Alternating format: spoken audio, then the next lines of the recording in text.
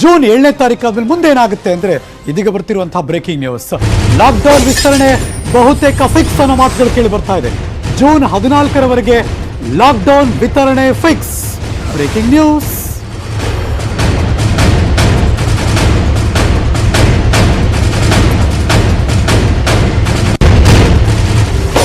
ಇವತ್ತು ಇಮಿಡಿಯೇಟ್ ಆಗಿ ತುರ್ತು ಸುದ್ದಿಗೋಷ್ಠಿಯನ್ನು ಕರೆದಿದ್ದಾರೆ ಮುಖ್ಯಮಂತ್ರಿ BS ಯಡಿಯೂರಪ್ಪನವರು. ಸಂಜೆ 5 ಗಂಟೆ, ಪ್ಲೇಸ್ ವಿಧಾನಸೌಧ. ಸಂಜೆ ಅಧಿಕೃತವಾಗಿ ಘೋಷಣೆಯನ್ನು ಮಾಡ್ತಾರೆ ಅನ್ನೋ ಸುದ್ದಿ ಇದೆ. ಜೊತೆಗೆ ಮತ್ತೊಂದು ಪ್ಯಾಕೇಜ್ ನಿರೀಕ್ಷೆ ಕೂಡ ಜನರಲ್ಲಿದೆ. ಹಾಗಾಗಿ ಇವತ್ತೇ CM ಘೋಷಣೆ ಮಾಡುವ ಸಾಧ್ಯತೆಯೂ ಇದ್ದೇ ಇರುತ್ತೆ. 2ನೇ ಹಂತದ ಪ್ಯಾಕೇಜ್ ಘೋಷಣೆ ಮಾಡ್ತಾರೆ BS ಯಡಿಯೂರಪ್ಪನವರು. ನ್ಯೂಸ್ 18 ಕನ್ನಡಕ್ಕೆ ಉನ್ನತ ಮೂಲಗಳಿಂದ ಸಿಕ್ಕಿರುವಂತಹ ಮಾಹಿತಿ. Breaking news. ಮೊದಲ ಹಂತದ ಪ್ಯಾಕೇಜ್ ಡಿಕ್ಲೇರ್ ಆಯಿತು, ದುಡ್ಡು ರಿಲೀಸ್ ಆಗಬೇಕಷ್ಟೇ. 2ನೇ ಪ್ಯಾಕೇಜ್ ಇವತ್ತು ಒಂದಷ್ಟು ಬೇರೆ ಬೇರೆ ವಲಯಗಳವರಂತೂ ಮನವಿ ಮಾಡಿಕೊಂಡಿದ್ದಾರೆ. ಜೊತೆಗೆ ಒಂದಷ್ಟು ಜನ ಕಾಯ್ತಿದ್ದಾರೆ, ನಿರೀಕ್ಷೆಯಲ್ಲಿದ್ದಾರೆ. ಯಾರ್ಯಾರು? ಮೀನುಗಾರರಿದ್ದಾರೆ, ಅನುದಾನಿತ ಶಿಕ್ಷಕರಿದ್ದಾರೆ, ಪತ್ರಿಕಾ ವಿತರಕರಿದ್ದಾರೆ, ಅಡುಗೆ ಭಟ್ರಿದ್ದಾರೆ, ಅರ್ಚಕರಿದ್ದಾರೆ, ಸಿರಿ ಕಾರ್ಮಿಕರಂತೂ ಅವರು ಕೂಡ ಇದ್ದಾರೆ, ಹೋಟೆಲ್ ಕಾರ್ಮಿಕರು ಕೂಡ ಮನವಿ ಮಾಡಿಕೊಂಡಿದ್ದಾರೆ. ಸೊ ಹಾಗಾಗಿ 2ನೇ ಹಂತದ ಈ ಪ್ಯಾಕೇಜ್ ಯಾರಿಗೆಲ್ಲ ಹೇಗೆ ಯಾವ ಥರ ಸರ್ಕಾರ ಅನುಕೂಲ ಮಾಡಿಕೊಡುತ್ತೆ ಅನ್ನೋದು ಈಗಿರುವಂಥ ಕುತೂಹಲ. ಸಡನ್ ಆಗಿ ಇವತ್ತು ಸಂಜೆ ಬನ್ನಿ 5 ಗಂಟೆಗೆ ನಿಮ್ಮ ಜೊತೆ ಮಾತಾಡಬೇಕು ಅಂತ ಕರೆದಿದ್ದಾರೆ ಯಡಿಯೂರಪ್ಪನವರು. ಪೂರ್ವ ನಿರ್ಧಾರಿತ ಆಗಿರಲಿಲ್ಲ, ಇಮಿಡಿಯೇಟಾಗಿ 1 ಗಂಟೆ ಮುಂಚೆ ಬಂದಂಥ ಬ್ರೇಕಿಂಗ್ ನ್ಯೂಸ್ ಅದು. 5 ಗಂಟೆಗೆ ತುರ್ತು ಸುದ್ದಿಗೋಷ್ಠಿಯನ್ನು ಕರೆದಿದ್ದಾರೆ ಮುಖ್ಯಮಂತ್ರಿಗಳು. ಮೊನ್ನೆ ಈಗ ಒಂದಷ್ಟು ದಿನಗಳಿಂದ ನಡೀತಿರುವಂಥ ಮೀಟಿಂಗ್ಗಳು ಎಲ್ಲದರ ಹಿನ್ನೆಲೆಯಲ್ಲಿ ಇವತ್ತು 5 ಗಂಟೆಗೆ ಸುದ್ದಿಗೋಷ್ಠಿ ಕರೆದಿರುವ ಉದ್ದೇಶ ಲಾಕ್ಡೌನ್ ವಿಸ್ತರಣೆಯ ಇರಬಹುದು. ಹಾಗಾಗಿ ಅದೇ ಈಗ ಇರುವಂಥ ಪ್ರಯಾರಿಟಿ. ಸೊ ಹಾಗಾಗಿ ಅದ್ರ ಬಗ್ಗೆ ಅನೌನ್ಸ್ ಮಾಡ್ತಾರೆ, ಜೊತೆಗೆ ಪ್ಯಾಕೇಜ್ ಕೂಡ ಘೋಷಣೆ ಮಾಡ್ತಾರೆ ಮುಖ್ಯಮಂತ್ರಿಗಳು ಅನ್ನೋದು ಈಗಿರುವಂಥ ಮಾತು.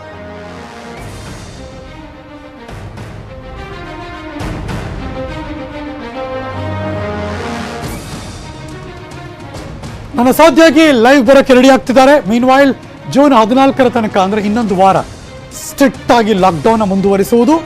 ಅದಾದ್ಮೇಲೆ ಮಗದೊಂದು ವಾರ ಒಂದಷ್ಟು ಸಡಿಲಿಕೆ ಕೊಟ್ಟು ಇದನ್ನು ಫುಲ್ ಕಂಟ್ರೋಲ್ಗೆ ತಂದು ಆಮೇಲೆ ಮತ್ತೆ ಮುಂದಕ್ಕೆ ಹೋಗೋದು. ಆ ಥರದ್ದು ಏನೋ ಬೇರೆ ಬೇರೆ ಪ್ಲ್ಯಾನ್ ಮಾಡ್ಕೊಂಡಿದ್ದಾರೆ. ಸೊ ಹಾಗಾಗಿ ಅದು ಒಂದು ಏನಾಗುತ್ತೆ ಅಂತ. ಜೊತೆಗೆ ನೀವು ಲಾಕ್ಡೌನ್ ಮಾಡೋದಾದರೆ ಇನ್ನೂ ಒಂದಷ್ಟು ಜನಕ್ಕೆ ಭಾಳ ತೊಂದರೆ ಆಗಿದೆ ಈಗಾಗಲೇ. ಅವ್ರಿಗೂ ಕೂಡ ಒಂದಷ್ಟು ನಿರೀಕ್ಷೆಯಲ್ಲಿದ್ದಾರೆ. ಅರ್ಚಕರು, ಸಿನಿ ಕಾರ್ಮಿಕರು, ಬೇರೆ ಬೇರೆ ಪತ್ರಿಕಾ ವಿತರಕರು, ಮೀನುಗಾರರು, ಅನುದಾನಿತ ಶಿಕ್ಷಕರು, ಹೋಟೆಲ್ ಕಾರ್ಮಿಕರು ಕೂಡ ಅವ್ರದ್ದೇ ಆದಂಥ ಮನವಿ ಇದ್ದೇ ಇದೆ. ಸಿನಿಮಾ ರಂಗದವರು ಕೂಡ ಹೋಗಿ ಮನವಿ ಕೊಟ್ಟು ಬಂದಿದ್ದಾರೆ. ಎಲ್ಲರೂ ಕೂಡ ಅವರ ರಿಕ್ವೆಸ್ಟ್ ಇದ್ದೇ ಇದೆ. ಅದೆಲ್ಲವನ್ನು ಯಾವ ಥರ ಪರಿಗಣಿಸ್ತಾರೆ, ಯಾರಿಗೆ ಎಷ್ಟೆಲ್ಲ ಪ್ಯಾಕೇಜ್ನಲ್ಲಿ ಅವಕಾಶವನ್ನು ಕೊಟ್ಟು ಅವರಿಗೆ ಹಣವನ್ನು ರಿಲೀಸ್ ಮಾಡ್ತಾರೆ, ಇದು ಈಗಿರುವಂಥ ಒಂದಷ್ಟು ಕುತೂಹಲ. ಮತ್ತಷ್ಟು ಮಾಹಿತಿಯನ್ನು ಕೊಡೋದಕ್ಕೆ ನನ್ನ ಸಹೋದ್ಯೋಗಿ political bureau chief Chidananda Patel ನೇರ ಸಂಪರ್ಕದಲ್ಲಿ ಜಾಯಿನ್ ಆಗ್ತಿದ್ದಾರೆ. ಗುಡ್ ಆಫ್ಟರ್ನೂನ್ ಪಟೇಲ್ ರೇ. ಎಲ್ಲರ ಚಿತ್ತ 5 ಗಂಟೆ ಅತ್ತ ಏನು ಹೇಳ್ತಾರೆ ಯಡಿಯೂರಪ್ಪನವರು ಅಂತ ಏನೆಲ್ಲ ನಿರೀಕ್ಷೆ ಮಾಡ್ಬೋದು ಪಟೇಲ್ ರೇ ನಾವು?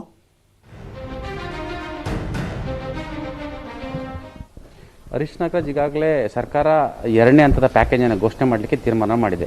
ಮೊದಲನೇ ಹಂತದ ಪ್ಯಾಕೇಜ್ ಘೋಷಣೆ ಮಾಡಿದ ಸಂದರ್ಭದಲ್ಲಿ ಕೂಡ ಸಂಪುಟದ ಸಹೋದ್ಯೋಗಿಗಳು ಮತ್ತು BJP ಅನೇಕ ನಾಯಕರುಗಳು ಮುಖ್ಯಮಂತ್ರಿಗಳ ಮೇಲೆ ಎಲ್ಲೊಂದು ಕಡೆ ಅಸಮಾಧಾನವನ್ನು ವ್ಯಕ್ತಪಡಿಸಿದರು. ಪ್ರಮುಖವಾಗಿ ಸಣ್ಣ ಸಮುದಾಯಗಳು ಮತ್ತು ವಲಯಗಳು ಹಾಗೂ ವರ್ಗಗಳಿಗೆ ಪ್ಯಾಕೇಜಲ್ಲಿ ಅವಕಾಶವನ್ನು ಕೊಟ್ಟಿಲ್ಲ ಅಂತ ಇವರ ಪ್ರಮುಖ ಆರೋಪ ಆಗಿತ್ತು. ಅದರಲ್ಲಿ ಪ್ರಮುಖವಾಗಿ ನೇಕಾರರು ಇರ್ಬೋದು, ಮೀನುಗಾರರು ಇರ್ಬೋದು, ಅಡುಗೆ ಭಟ್ರು ಇರ್ಬೋದು, ಅರ್ಚಕರು, ಹೋಟೆಲ್ನಲ್ಲಿ ಕೆಲಸ ಮಾಡೋಂಥವ್ರು, ಸಿನಿ ಕಲಾವಿದರುಗಳಿಗೆ ಕೊಟ್ಟಿಲ್ಲ ಅಂತೇಳಿ ಈಗಾಗಲೇ ಆರೋಪಗಳು ಕೇಳಿಬಂತು. ಈ ಅಷ್ಟು ಸಮುದಾಯದ ಪ್ರಮುಖವಾಗಿ ಮೀನುಗಾರರು ಸೇರಿದಂತೆ ಅನೇಕರು ಪ್ಯಾಕೇಜನ್ನು ಘೋಷಣೆ ಮಾಡಬೇಕಂದ್ರೆ ಸಚಿವರ ಯಾದಿಯಾಗಿ ಮತ್ತು ಶಾಸಕರ ಯಾದಿಯಾಗಿ ಆಯಾ ಸಂಘಟನೆ ಯಾದಿಯಾಗಿ ಮುಖ್ಯಮಂತ್ರಿ BS ಯಡಿಯೂರಪ್ಪನ ಮನವಿಯನ್ನು ಕೂಡ ಸಲ್ಲಿಸಿದರು. ಹಾಗಾಗಿ 2ನೇ ಪ್ಯಾಕೇಜ್ನಲ್ಲಿ ಮೈಕ್ರೋ ಕಮ್ಯುನಿಟೀಸ್ಗೆ ಮತ್ತು ಸಣ್ಣ ವ್ಯಾಪಾರ ವಹಿವಾಟು ಮಾಡ್ತಕ್ಕಂಥವ್ರು, ಅದು ಮೀನುಗಾರರು ಇರ್ಬೋದು, ಅಡುಗೆ ಭಟ್ರು, ಅರ್ಚಕರು, ಸಿನಿ ಕಲಾವಿದರು, ಹೋಟೆಲ್ ಕಲಾವಿದರು, ಇವರುಗಳಿಗೆ ಪ್ಯಾಕೇಜನ್ನು ಕೊಡಲಿಕ್ಕೆ ಇವತ್ತು ಮುಖ್ಯಮಂತ್ರಿಗಳು ಡ್ರಾಫ್ಟ್ ಅನ್ನು ರೆಡಿ ಮಾಡಿರುವಂಥದ್ದು. ಆರ್ಥಿಕ ಇಲಾಖೆ ಅಧಿಕಾರಿಗಳೊಂದಿಗೆ ಚರ್ಚೆ ನಂತರ ಮುಖ್ಯಮಂತ್ರಿ BS ಯಡಿಯೂರಪ್ಪನವರು ಇವತ್ತು 500 ಕೋಟಿಗೂ ಹೆಚ್ಚು 2ನೇ ಹಂತದ ಪ್ಯಾಕೇಜ್ ಅನ್ನು ಘೋಷಣೆ ಮಾಡಿದ್ದಾರೆ. ಪ್ಯಾಕೇಜ್ ಜೊತೆಗೆ ಪ್ರಮುಖವಾಗಿ ಮುಖ್ಯಮಂತ್ರಿ BS ಯಡಿಯೂರಪ್ಪನವರು ಮತ್ತೆ 7 ದಿನಗಳ ಕಾಲ ಲಾಕ್ಡೌನ್ ಅನ್ನು ವಿಸ್ತರಣೆ ಮಾಡಿದ್ದಾರೆ. ಈ ಲಾಕ್ಡೌನ್ ಕೂಡ ಹಂತವಾಗಿ ಅನ್ಲಾಕ್ ಕೂಡ ಮಾಡಲಾಗುತ್ತೆ. ಪ್ರಾಥಮಿಕ ಹಂತದಲ್ಲಿ ಮುಖ್ಯಮಂತ್ರಿ BS ಯಡಿಯೂರಪ್ಪನವರು ಜೂನ್ 15ರ ತನಕ ಮತ್ತೆ ಲಾಕ್ಡೌನ್ ಅನ್ನು ಅಧಿಕೃತವಾಗಿ ವಿಸ್ತರಣೆ ಮಾಡಿ ಇವತ್ತು ಅಧಿಕೃತವಾಗಿ ಘೋಷಣೆಯನ್ನು ಕೂಡ ಮಾಡಲಿದ್ದಾರೆ. ಆ ಮುಖಾಂತರ ಸೇವಾ ಮತ್ತು ಆದ್ಯತಾ ವಲಯಗಳಿಗೆ ಅವಕಾಶವನ್ನು ಮಾಡಿಕೊಳ್ಳುವಂತ ಮುಖ್ಯಮಂತ್ರಿ BS ಯಡಿಯೂರಪ್ಪನವರು ಸಲೂನ್ ಮತ್ತು ಪಾರ್ಲರ್ ಸೇರಿದಂತೆ ಸಣ್ಣ ಕೈಗಾರಿಕೆಗಳು ಮತ್ತು ಬೃಹತ್ ಕೈಗಾರಿಕೆಗಳಿಗೆ ಕೆಲಸ ಮಾಡಲಿಕ್ಕೆ ಅವಕಾಶವನ್ನು ಕೊಡಲಿದ್ದಾರೆ. ಈಗಾಗಲೇ ಎಕ್ಸ್ಪೋರ್ಟ್ ಓರಿಯೆಂಟೆಡ್ ಇಂಡಸ್ಟ್ರೀಸ್ಗಳಿಗೆ ಅವಕಾಶವನ್ನು ಇವತ್ತಿನಿಂದ ಕೊಟ್ಟಿರುವಂಥದ್ದು. ಹಾಗಾಗಿ ಬೆಂಗಳೂರೊಂದರಲ್ಲಿ 8 ಲಕ್ಷ ಗಾರ್ಮೆಂಟ್ಸ್ ನೌಕರರು ಇರತಕ್ಕಂಥದ್ದು. ಈಗಾಗಲೇ ಅದರಲ್ಲಿ 50% ಕೆಲಸ ಮಾಡಲಿಕ್ಕೆ ಆದ್ಯತೆಯನ್ನು ಕೊಟ್ಟಿರುವಂಥದ್ದು. ಯಾಕಂತ ಹೇಳಿದ್ರೆ ಗಾರ್ಮೆಂಟ್ಸ್ ಉದ್ಯಮ ರಫ್ತನ್ನು ನೆಚ್ಚಿಕೊಂಡಿರೋದ್ರಿಂದ ಸರ್ಕಾರದ ತೆರಿಗೆಗೂ ಮತ್ತು ನೌಕರರು ಕೂಡ ಬಹಳಷ್ಟು ತೊಂದರೆ ಆಗ್ತಿದೆ ಅಂತೇಳಿ ಗಂಭೀರ ಆರೋಪ ಕೂಡ ಕೇಳಿಬಂದಿತ್ತು. ಹಾಗಾಗಿ ಈ ಹಿನ್ನೆಲೆಯಲ್ಲಿ ಮುಖ್ಯಮಂತ್ರಿಗಳು ಇವತ್ತಿನಿಂದಲೇ ಅಧಿಕೃತವಾಗಿ ಆದೇಶವನ್ನು ಹೊರಡಿಸಿರುವಂಥದ್ದು. ಅದೇ ರೀತಿ ಪ್ರಮುಖವಾಗಿ ವರ್ಕ್ಶಾಪ್ಗಳು ಕೂಡ ಅವಕಾಶವನ್ನು ಮಾಡಿಕೊಡ್ತಿರುವಂಥದ್ದು, ಮಾಲ್ಗಳು ಕೂಡ ಓಪನ್ ಮಾಡುವಂಥದ್ದು, ಅದರಲ್ಲೂ 50% ಮಾತ್ರ ಅವಕಾಶವನ್ನು ಮಾಡುವಂಥದ್ದು. ಜೊತೆಗೆ ಪ್ರಮುಖವಾಗಿ ಸಾರ್ವಜನಿಕ ಸಾರಿಗೆ ವ್ಯವಸ್ಥೆಯಲ್ಲಿ ಕೂಡ 50% ವ್ಯವಸ್ಥೆಯನ್ನು ಮಾಡಿಕೊಡಬೇಕು. ಆ ಮುಖಾಂತರ ಲಾಕ್ಡೌನ್ ಅನ್ನು ಮಾಡಬೇಕು, ಜೊತೆಗೆ ಕೋವಿಡ್ ಅನ್ನು ಕಂಟ್ರೋಲ್ ಮಾಡಬೇಕು, ಪ್ರಮುಖವಾಗಿ ಆರ್ಥಿಕ ಚಟುವಟಿಕೆಗಳು ಕೂಡ ಅವಕಾಶವನ್ನು ಮಾಡಿಕೊಡಬೇಕು. ಈ ಎಲ್ಲ ನಿಟ್ಟಿನಲ್ಲಿ ಇವತ್ತು ಮುಖ್ಯಮಂತ್ರಿ BS ಯಡಿಯೂರಪ್ಪನವರು ಅಧಿಕೃತವಾಗಿ ಸಂಜೆ 5 ಗಂಟೆಗೆ ವಿಧಾನಸೌಧದಲ್ಲಿ ಕರೆದಿರತಕ್ಕಂಥ ಪತ್ರಿಕಾಗೋಷ್ಠಿಯಲ್ಲಿ ಘೋಷಣೆಯನ್ನು ಮಾಡಲಿದ್ದಾರೆ ಹರೀಶ್ ನಾಗರಾಜ್. ಓಕೆ, ಅದೇ ಈಗ ದೊಡ್ಡ ಮಟ್ಟದಲ್ಲಿ ಜನರ ಕುತೂಹಲ ಕೂಡ ಇರೋದು. ಬಟ್ ವಿ ಹಾರ್ಡ್ 1 ವಾರಕ್ಕೆ ಸ್ಟ್ರಿಕ್ಟ್ ಆಗಿ ಲಾಕ್ಡೌನು, ಮಗದೊಂದು ವಾರಕ್ಕೆ ಲಾಕ್ಡೌನ್ಲಿ ಒಂದು ಸ್ವಲ್ಪ ರಿಲ್ಯಾಕ್ಸೇಷನ್ ಕೊಡ್ತಾರೆ. ಬಟ್ ಈ ಸರಿ ಲಾಕ್ಡೌನ್ ಅನೌನ್ಸ್ ಮಾಡ್ಬೇಕಾದ್ರೆ ಇಡೀ ಕರ್ನಾಟಕಕ್ಕೆ ಏಕರೂಪದ ಲಾಕ್ಡೌನಾ ಅಥವಾ ಎಲ್ಲೆಲ್ಲಿ ಡೆತ್ ರೇಟ್ಗಳು ತುಂಬ ಕಡಿಮೆ ಇದೆ ಅಲ್ಲಿಗೊಂದು ಸ್ವಲ್ಪ ರಿಲ್ಯಾಕ್ಸೇಷನ್ ಕೊಟ್ಟು ಬೇರೆ ಬೇರೆ ಜಿಲ್ಲೆಗಳಿಗೆ ಮಾತ್ರ ಸ್ಟ್ರಿಕ್ಟ್ ಆಗಿ ಮಾಡಿ ಆ ಥರದ್ದೇನಾದರೂ ಬೈಫರ್ಕೇಷನ್ ಮಾಡೋ ಚಾನ್ಸಸ್ ಇದೆಯಾ?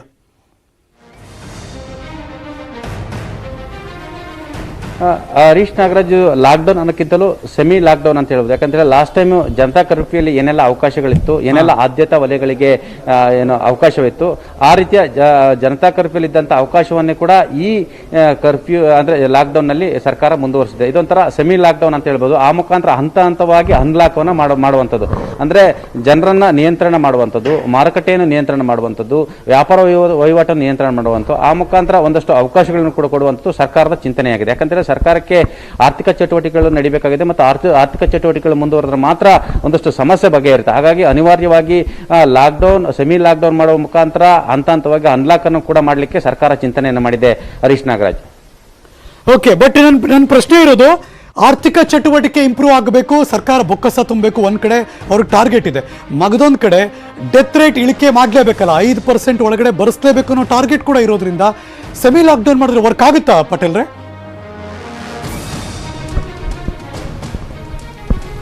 ಹರೀಶ್ ನಾಗರಾಜ್, ಈಗಾಗಲೇ ಸರ್ಕಾರದ ಲೆಕ್ಕಾಚಾರ ಕೂಡ ವೆಂಟಿಲೇಟರ್ ನಲ್ಲಿ ಇರ್ತಕ್ಕಂಥ 70%ಕ್ಕೂ ಹೆಚ್ಚು ಕೋವಿಡ್ ಸೋಂಕಿತರು ಬದುಕೋದು ಕಷ್ಟ ಸಾಧ್ಯ ಅಂತ ಹೇಳಲಾಗ್ತದೆ. ಈ ರೀತಿ ವರದಿಯನ್ನು ಕೂಡ ಆರೋಗ್ಯ ಇಲಾಖೆ ಕೊಟ್ಟಿರುವಂತದ್ದು. ಅಂದ್ರೆ ವೆಂಟಿಲೇಟರ್ ನಲ್ಲಿ ಇರುವಂತದ್ದು ಬದುಕಿ ಬರೋದು ಕಷ್ಟ. ಅಂದ್ರೆ 100 ಜನ ವೆಂಟಿಲೇಟರ್ ಇದ್ರೆ 60 ರಿಂದ 70 ಸಾವಾಗುವ ಸಾಧ್ಯತೆ ಇದೆ. ಯಾಕಂತ ಹೇಳಿದ್ರೆ ಸಿವಿಯರ್ ಇದ್ದಂಥವ್ರು ಮಾತ್ರ ವೆಂಟಿಲೇಟರ್ಗೆ ಹೋಗ್ತಾರೆ. ಹಾಗಾಗಿ ವೆಂಟಿಲೇಟರ್ ನಲ್ಲಿ ಇರ್ತಕ್ಕಂಥವ್ರು ಬದುಕೋದು ಕಷ್ಟ ಅನ್ನೋ ಒಂದು ಅಂದಾಜನ್ನು ಮಾಡಲಾಗಿದೆ. ಹಾಗಾಗಿ ಈಗ ಅನಿವಾರ್ಯವಾಗಿ ಎಷ್ಟೆಲ್ಲ ಪೇಷಂಟ್ಗಳು ವೆಂಟಿಲೇಟರ್ ಇದ್ದಾರೆ, ಸುಮಾರು 4 ರಿಂದ 5 ಸಾವಿರಷ್ಟು ಪೇಷಂಟ್ ರಾಜ್ಯಾದ್ಯಂತ ವೆಂಟಿಲೇಟರ್ ಇರತಕ್ಕಂಥದ್ದು. ಅದರಲ್ಲಿ 60 ರಿಂದ 70 ಅಂತ ಹೇಳಿದ್ರೆ ಇನ್ನೂ ಕೂಡ ಸಾವಿನ ಸಂಖ್ಯೆ 3000 ಇರುವ ಸಾಧ್ಯತೆ ಇದೆ ಹಂತವಾಗಿ ಅಂತ ಹೇಳಲಾಗ್ತಿದೆ. ಹಾಗಾಗಿ ಇಲ್ಲಿ ಪ್ರಮುಖವಾಗಿ ಏನು ಸೋಂಕಿತರ ಪ್ರಮಾಣ 5% ಇದ್ರೆ ಮಾತ್ರ ಅಲ್ಲಿ ಸೋಂಕಿನ ಪ್ರಮಾಣ ಕಡಿಮೆ ಆಗಿದೆ ಅಂತ ಹೇಳಿ. ಈಗ ಸದ್ಯಕ್ಕೆ ಸೋಂಕಿನ ಪ್ರಮಾಣ ಅಂದ್ರೆ ಮುಂದಿನ ವಾರದಿಂದ 10%ಕ್ಕೂ ಕಡಿಮೆ ಇರುತ್ತೆ ಅಂತ ಹೇಳಲಾಗ್ತಿದೆ. ಬೆಂಗಳೂರಿನಲ್ಲಿ ಈಗಾಗಲೇ 8% ಇದೆ ಅಂತ ಹೇಳಿ ಅಂದಾಜು ಮಾಡಲಾಗಿದೆ. 5% ರೇಷಿಯೋ ಬಂದ್ರೆ ಈಗ ಕಲಬುರಗಿ ಅಥವಾ ಬೀದರ್ ತಗೊಳ್ಳಿ, 1.2, 2.1% ಇದೆ, ಏನು ಪ್ರಾಬ್ಲಮ್ ಇಲ್ಲ, ಅಲ್ಲೊಂದು ಸ್ವಲ್ಪ ರಿಲ್ಯಾಕ್ಸೇಷನ್ ಕೊಡ್ಬೋದು. ಬಟ್ ಅದೇ ರೂಲ್ನ ಮೈಸೂರಿಗೂ ಅಪ್ಲೈ ಮಾಡೋಕ್ಕಾಗಲ್ವೇ? ಅದೇ ರೂಲ್ನ ಕೋಲಾರ್ಗೆ ಅಪ್ಲೈ ಮಾಡೋಕ್ಕಾಗಲ್ವೇ? ಅದೇ ರೂಲ್ನ ಬೆಂಗಳೂರು, ಹಾಸನಕ್ಕೆ ಅಪ್ಲೈ ಮಾಡ್ಬೋದು ಹಾಗಿದ್ರೆ? ಹರೀಶ್ ನಾಗರಾಜ್, ಇದೇ ಕಾರಣಕ್ಕಾಗಿ ಸರ್ಕಾರ ಆಯಾ ಜಿಲ್ಲೆಯ ಜಿಲ್ಲಾಧಿಕಾರಿಗಳಿಗೆ ಅಲ್ಲಿ ಸ್ಥಳೀಯವಾಗಿ ನಿರ್ಧಾರ ತೆಗೆದುಕೊಳ್ಳಲಿಕ್ಕೆ ಅವಕಾಶವನ್ನು ಕೊಟ್ಟಿರೋದು. ಹಾಗಾಗಿ ಬಹುತೇಕ ಕೆಲವು ಜಿಲ್ಲೆಗಳಲ್ಲಿ ಆಯಾ ಜಿಲ್ಲಾಧಿಕಾರಿಗಳು ಲಾಕ್ಡೌನ್ ಅನ್ನು ಘೋಷಣೆ ಮಾಡ್ತಿರುವಂಥದ್ದು ಮತ್ತು ವಿಸ್ತರಣೆ ಮಾಡ್ತಿರುವಂಥದ್ದು ಮತ್ತು ಲಾಕ್ಡೌನ್ ಅನ್ನು ಯಾವ ರೀತಿ ಇರಬೇಕಂತ ಹೇಳಿ ತೀರ್ಮಾನ ತೆಗೆದುಕೊಳ್ತಿರುವಂಥದ್ದು ಮತ್ತು ಅಲ್ಲಿ ಸ್ಥಳೀಯವಾಗಿ ಮಾರ್ಗಸೂಚಿಯನ್ನು ಹೊರಡಿಸಿದ್ದಾರೆ. ಇದೇ ಕಾರಣಕ್ಕಾಗಿ ಸರ್ಕಾರ ಆಯಾ ಜಿಲ್ಲೆಗಳಲ್ಲಿ ಸೋಂಕಿತ ಪ್ರಮಾಣವನ್ನು ನೋಡಿ ಜಿಲ್ಲಾಧಿಕಾರಿಗಳು ತೆಗೆದುಕೊಳ್ಳುವ ತೀರ್ಮಾನಕ್ಕೆ ಸರ್ಕಾರ ಕೂಡ ಅವಕಾಶವನ್ನು ಕೊಟ್ಟಿದ್ದರಿಂದ ಆಯಾ ಜಿಲ್ಲೆಗಳಲ್ಲಿ ಜಿಲ್ಲಾಧಿಕಾರಿಗಳದೇ ಅಂತಿಮ ನಿರ್ಧಾರವಾಗಿರುತ್ತೆ. ಹರೀಶ್ ನಾಗರಾಜ್, ಓಕೆ, ಸೊ ಹಾಗಾಗಿ ಒಂದು ಲಾಕ್ಡೌನ್ ಅನೌನ್ಸ್ ಮಾಡ್ತಾರೆ, ಜೊತೆಗೆ ಜಿಲ್ಲಾಧಿಕಾರಿಗಳು ಕೂಡ ಅವರವರ ವ್ಯಾಪ್ತಿಯಲ್ಲಿ ನಿರ್ಧಾರವನ್ನು ತೆಗೆದುಕೊಳ್ಳೋಕೆ ಅವಕಾಶವನ್ನು ಕೂಡ ಕೊಡ್ತಾರೆ. ಮಗದೊಂದು ಪ್ರಶ್ನೆ ಏನಪ್ಪಾ ಅಂದ್ರೆ, ತುಂಬಾ ಜನ ಸ್ಪೆಷಲ್ ಪ್ಯಾಕೇಜ್ ನಿರೀಕ್ಷೆಯಲ್ಲಿದ್ದಾರೆ.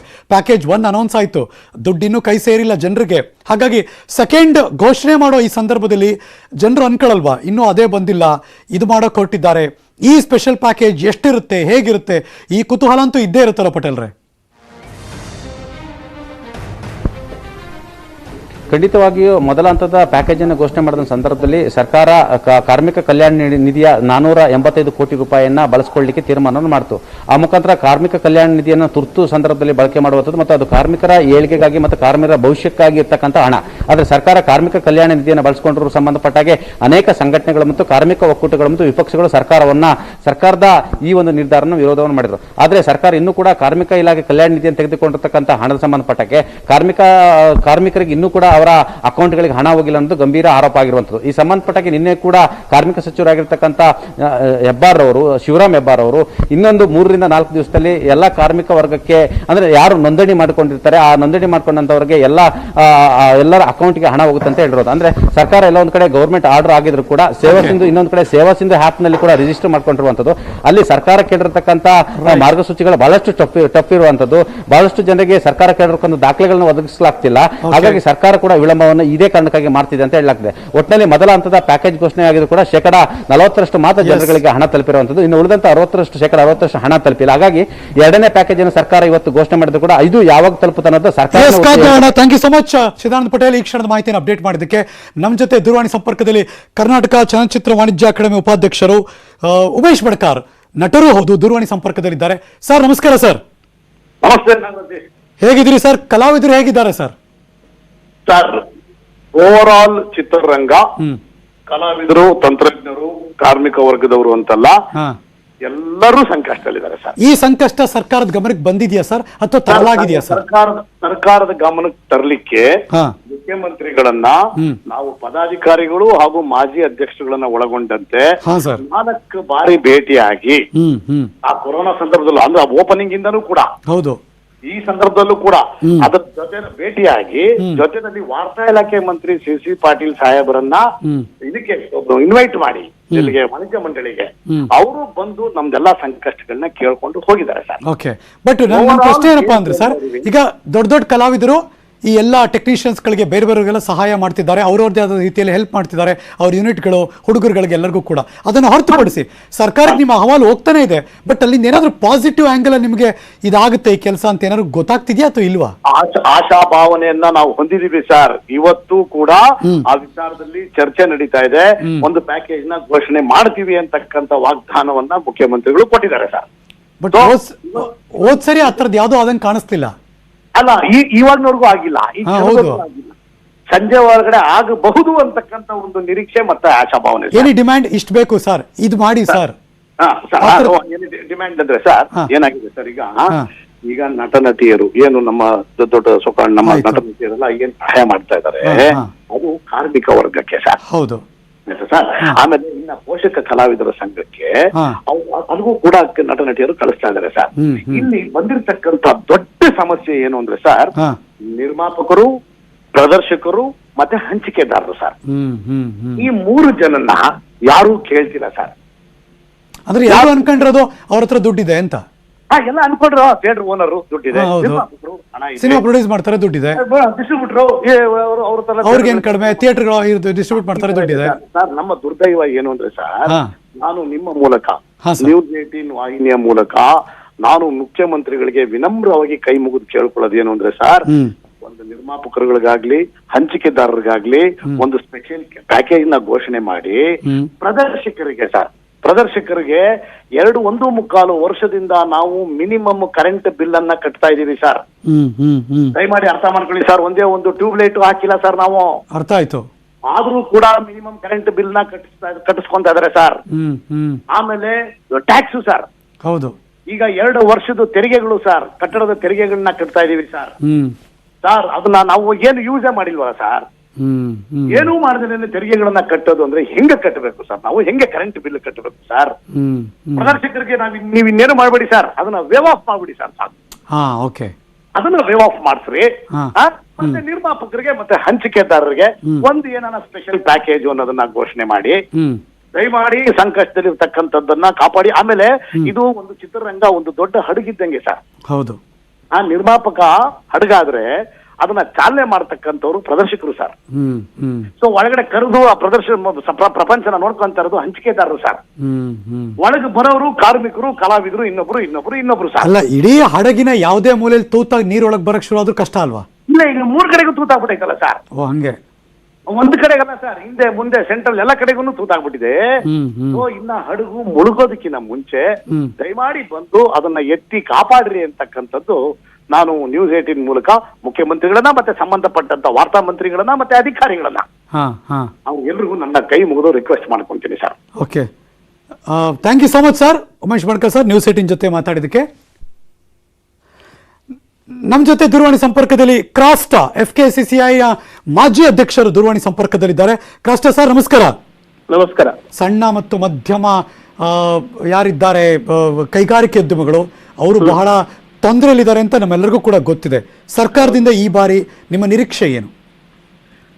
ಸರ್ಕಾರದಿಂದ ನಮ್ಮ ನಿರೀಕ್ಷೆ ಬಹಳ ಇದೆ. ಆದ್ರೆ ಆ ನಿರೀಕ್ಷೆ ಎಲ್ಲವನ್ನ ಇವರು ಪೂರೈಸ್ತಾರೋ ಇಲ್ವೋ ಅಂತ ಸಂಶಯ ಇದೆ. ಯಾಕಂದ್ರೆ ಅವರಿಗೆ ಇವಾಗ ಮೇಜರ್ ಆಗಿ ಅಥವಾ ಜೀವನ ಅದು ಮುಖ್ಯ ಆಗಿದೆ. ಆದ್ರೆ ಇದುವರೆಗೆ ಏನೇನು ಕೊಡ್ಬೇಕಾಗಿತ್ತು ಅದೆಲ್ಲ ಬಂತಾ ಸರ್? ಸೆಂಟ್ರಲ್ ಗವರ್ಮೆಂಟ್ ಇಂದ ಅನೌನ್ಸ್ ಆಗಿದ್ದೆಲ್ಲ ಬಂತಾ ಸರ್? ಸೆಂಟ್ರಲ್ ಗವರ್ಮೆಂಟ್ ನಿಂದ ಅನೌನ್ಸ್ ಆಗಿದ್ದು ಪೂರಿ ಪೇಪರ್ ನಲ್ಲಿ ಮಾತ್ರ ಇದೆ. ಯಾಕಂದ್ರೆ ಈ ಆತ್ಮನಿರ್ಭರ್ ಭಾರತದಲ್ಲಿ ಆ 3 ಲಕ್ಷ ಕೋಟಿ ಬ್ಯಾಂಕ್ ನಿಂದ ಸಾಲ ಕೊಡಿ ಅಂತ ಹೇಳ್ಬಿಟ್ಟು ಅನೌನ್ಸ್ ಮಾಡಿದ್ರೆ Nirmala Sitharaman next day of the first pandemic announce by prime minister. ಅದರಲ್ಲಿ ಇಷ್ಟುವರೆಗೆ ಕೊಟ್ಟಿರುವುದು ಖಾಲಿ 1.8 lakhs crores ಮಾತ್ರ. ಓಕೆ, ರಾಜ್ಯ ಸರ್ಕಾರದ್ದು ಏನು? ರಾಜ್ಯ ಸರ್ಕಾರ ಆತರ ಅನುದಾನ ಕೊಡ್ಲಿಕ್ಕೆ ಏನಿಲ್ಲ. ಖಾಲಿ ಆಟೋ ಡ್ರೈವರ್ಗಳಿಗೆ ಡೈಲಿ ವೇಜಸ್ ಅದು ಮಾತ್ರ ಕೊಟ್ರು. ಇಂಡಸ್ಟ್ರಿಗಳಿಗೆ ಏನು ಕೊಟ್ಟಿಲ್ವಲ್ಲ. ನೀವು ರಿಕ್ವೆಸ್ಟ್ ಮಾಡಿದ್ರಿ ಅಲ್ವಾ ಸರ್? ಹೋಗಿದ್ರಲ್ಲ ಸರ್? ಮಾಡಿದ್ದೀವಿ, ರಿಕ್ವೆಸ್ಟ್ ಮಾಡಿದ್ದೀವಿ, ಎಲ್ಲ ಹೇಳಿದ್ವಿ. ಆದ್ರೆ ಬೊಕ್ಕಸದಲ್ಲಿ ಏನು ಇಲ್ವಲ್ಲ, ಖಾಲಿ ಆಗಿದೆ ಅಲ್ಲ ಬೊಕ್ಕಸ. ಅದು ನಿಮ್ಗೆ ಹೇಳಿದ್ರ ಸರ್? ಏನು ಇಲ್ಲ ಸಾರಿ ಅಂತ ಏನಾದ್ರು? ಅಯ್ಯೋ, ಅದು ಎಲ್ಲಿ ಹೇಳ್ತಾರೆ ಸರ್ ಅವರು? ಓಕೆ, ನಿಮ್ ಡಿಮ್ಯಾಂಡ್ ಏನಿತ್ತು ಸರ್? ಅಲ್ಲ, ಯಾವತ್ತಾದ್ರೂ ಫೈನಾನ್ಸ್ ಮಿನಿಸ್ಟರ್ ಆಗಲಿ CM ನಿಮ್ಮ ಬೊಕ್ಕಸದಲ್ಲಿ ಕಾಸಿಲ್ಲ, ಅದು ಕೊಡ್ಲಿಕ್ಕೆ ಆಗ್ತಾ ಇಲ್ಲ ಅಂತ ಹೇಳಿದಾರೆ. ಒಪೋಸಿಷನ್ ಅವ್ರು ಮಾತ್ರ ಹೇಳ್ತಾರೆ, ಅಧಿಕಾರದಲ್ಲಿ ಯಾರು ಹೇಳಲ್ವಲ್ಲ. ಈಗ ನೀವು ICU ನಲ್ಲಿ ಇದ್ದೀರಾ ಅನ್ನೋದಾದ್ರೆ ನೀವು ನಾರ್ಮಲ್ ಬೆಡ್ ಬಂದು ಉಸಿರಾಡಬೇಕು ಅನ್ನೋದು ನಿಮ್ಗೆ ಏನ್ ರಿಲ್ಯಾಕ್ಸೇಷನ್ ಬೇಕು? ನಮಗೆ ಆಕ್ಸಿಜನ್ ಬೇಕು. ಅದು ಏನು? ಯಾವ ತರ ಬೇಕು? ಆಮೇಲೆ ಮೆಡಿಸಿನ್ಗಳು ಬೇಕು. ಯಾವ ತರ ಬೇಕು? ಯಾವ ತರ ಅಂದ್ರೆ ಫಸ್ಟ್ ಆಫ್ ಆಲ್ ನಮ್ಮನ್ನ ಕೆಲಸ ಮಾಡ್ಲಿಕ್ಕೆ ಬಿಡಿ. ಯಾಕಂದ್ರೆ ಈ ಪ್ಯಾಂಡಮಿಕ್ ಇರುವುದು ಯಾವ ಜಾಗದಲ್ಲಿ ಸೋಂಕು ಹರಡ್ತಾ ಇದೆಯೋ ಆಯಾಯ ಜಾಗನ್ನ ಪ್ಯಾಂಡಮಿಕ್ ಮಾಡಬೇಕಾದ್ರೆ ನೀವು ಅಧಿಕಾರಿಗಳನ್ನೋ ಅಥವಾ ಪೊಲೀಸರನ್ನೋ ಆರ್ಮಿನೋ ಹಾಕಿ ಅವರನ್ನ ಕಂಟ್ರೋಲ್ ಮಾಡಿ. ಆಯಾಯ ಏರಿಯಾಗೆ ಸರಬರಾಜು ಏನ್ ಬೇಕೋ ಮಾಡಿ. ಆದ್ರೆ ಇಡೀ ನೀವು ಇಂಡಸ್ಟ್ರಿಗಳನ್ನ ಮತ್ತೆ ವ್ಯವಹಾರಗಳನ್ನ ಕ್ಲೋಸ್ ಮಾಡಿ ವೈರಸ್ ಕಂಟ್ರೋಲ್ ಮಾಡ್ತೀನಿ ಅಂದ್ರೆ ಇದು ಯಾವ ನ್ಯಾಯ? ಅಂದ್ರೆ ಶೀತ ಆದ್ರೆ ನೀವು ಮೂಗ್ ಕಟ್ ಮಾಡ್ತೀರಾ? ಅದಕ್ಕೆ ಮೂಗ್ ಕಟ್ ಮಾಡ್ಲಿಕ್ಕೆ ಹೋಗ್ಬಿಡಿ. ಯಾವ ಜಾಗದಲ್ಲಿ ಯಾವ ಫ್ಲಾಟ್ಗಳಲ್ಲಿ ಯಾವ ಏರಿಯಾಗಳಲ್ಲಿ ಪ್ಯಾಂಡಮಿಕ್ ಜಾಸ್ತಿ ಆಗ್ತಿದೆಯೋ ಅದನ್ನ ಕಂಟೈನ್ಮೆಂಟ್ ಮಾಡಿ. ಸರ್, ಈಗ ಸ್ಮಾಲ್ ಸ್ಕೇಲ್ ಇಂಡಸ್ಟ್ರಿಗಳಲ್ಲಿ ತುಂಬಾ ಜನ ಲಾಕ್ಡೌನ್ ಆದಾಗ ಬೇರೆ ಊರುಗಳಿಗೆ ಹೊಟ್ಟೋಗ್ಬಿಟ್ರು. ಈಗೆಲ್ಲ ವಾಪಸ್ ಓಪನ್ ಆದ್ರೆ ಈ ಸ್ಕಿಲ್ಡ್ ಎಂಪ್ಲಾಯೀಸ್ ಎಲ್ಲ ಇದಾರಾ ಸರ್? ಅಲ್ಲ, ಕೆಲವರು ಇದ್ದಾರೆ. ಯಾಕಂದ್ರೆ ಅವರು ಹೋಗಿರುವುದು ಖಾಲಿ ಅಂದ್ರೆ ಈ ಕ್ಲಾಸ್ 4 ಕ್ಯಾಟಗರಿ ವರ್ಕರ್ಸ್ ಮಾತ್ರ. ಓಕೆ, ಅಂದ್ರೆ ಈ ಮ್ಯಾನೇಜರ್ ಲೆವೆಲ್ ನಲ್ಲಿ, ಅಸಿಸ್ಟೆಂಟ್ ಮ್ಯಾನೇಜರ್ ಲೆವೆಲ್ ಇರುವವರೆಲ್ಲ ಅವರು ಮನೆ ಮಾಡ್ಕೊಂಡು ಹೆಂಡತಿ ಮಕ್ಕಳನ್ನ ಇಟ್ಕೊಂಡು ಮನೆಯಲ್ಲಿ ಇದ್ದಾರೆ. ಈಗ ಅವರಿಗೆ ಎಸೆನ್ಷಿಯಲ್ ಪ್ರಾಡಕ್ಟ್ಸ್ ನಲ್ಲಿ ಮ್ಯಾನುಫ್ಯಾಕ್ಚರಿಂಗ್ ಅವಕಾಶ ಕೊಟ್ಟಿದ್ದಾರೆ. ಅವರು ID ಕಾರ್ಡ್ ಅನ್ನು ತಗೊಂಡ್ಬಿಟ್ಟು ಕೆಲಸ ಮಾಡ್ತಾ ಇದ್ದಾರೆ. ಇಲ್ಲ ಅಂತಲ್ಲ. ನನ್ನ ಕೊನೆಯ ಪ್ರಶ್ನೆ, ಇವತ್ತೇನ್ ಎಕ್ಸ್ಪೆಕ್ಟೇಷನ್ ನಿಮ್ದು? ಇವತ್ತು ನಾವು ಏನ್ ಸರ್ಕಾರದಿಂದ ಎಕ್ಸ್ಪೆಕ್ಟ್ ಮಾಡ್ತೀವಿ, ನಮ್ಮ ಕೈಗಾರಿಕೆ ವಲಯಕ್ಕೆ ನಮ್ಗೆ ಕೆಲಸ ಮಾಡ್ಲಿಕ್ಕೆ ಬಿಡಿ. ಅದ್ ಮಾಡಿದ್ರೆ ನಾವು ಜೀವನ ಮಾಡಬಹುದು ಅಂತ ನೀವು? ಅಲ್ಲ, ಎಲ್ಲಿಯಾದ್ರೂ ಕೈಗಾರಿಕೆ ಕೆಲಸ ಮಾಡಿದ್ರು ಸೋಂಕು ಹರಡಿದೆ ಅಂದ್ಬಿಟ್ಟು ಕೈಗಾರಿಕೆ ಸ್ಟಾಪ್ ಆಗಿದೆಯಾ? ಇಲ್ಲ ತಾನೇ. ನಾವು ಮೇಂಟೈನ್ ಮಾಡಿದ್ದೀವಿ. ಯಾರಾದ್ರೂ ಸೋಂಕು ಆದ್ರೆ ಅವರಿಗೆ ಮೆಡಿಸಿನ್ ಕೊಟ್ಬಿಟ್ಟು ಆಸ್ಪತ್ರೆ ಹಾಕ್ಬಿಟ್ಟು ಸರಿಯಪ್ಪ ಒಂದು 15 ದಿವಸ ಬರಬೇಡ ಅಂತ ಹೇಳ್ಬಿಟ್ಟು ನಾವು ಮಾಡಿದ್ದೀವಿ. ಅದು ನಮ್ಗೆ ಮಾಡ್ಲಿಕ್ಕೆ ಕೊಡಿ. Yes sir, thank you. News 18 ಜೊತೆ ಮಾತಾಡೋದಕ್ಕೆ FKCCI ಮಾಜಿ ಅಧ್ಯಕ್ಷರು ಜೇಕಬ್ ಕ್ರಾಸ್ಟಾ. ಮುಂದುವರಿತ ಒಂದು ಚಿಕ್ಕ ಬ್ರೇಕ್ ಆದ್ಮೇಲೆ ಎಲ್ಲೂ ಹೋಗದೆ ಕಾಯ್ತಾ ಇರಿ.